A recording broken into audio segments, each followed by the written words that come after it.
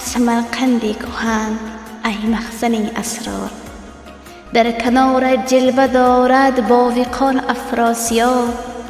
همچو دریا جوش داری غرق چندین کارها، وقت آن آمد که گویم یک دو حرف از سر حساب. ای سمرقندی غزل گهواره فرهنگ شرق، تا هنوز آواز دلهای بزرگان بشنوم.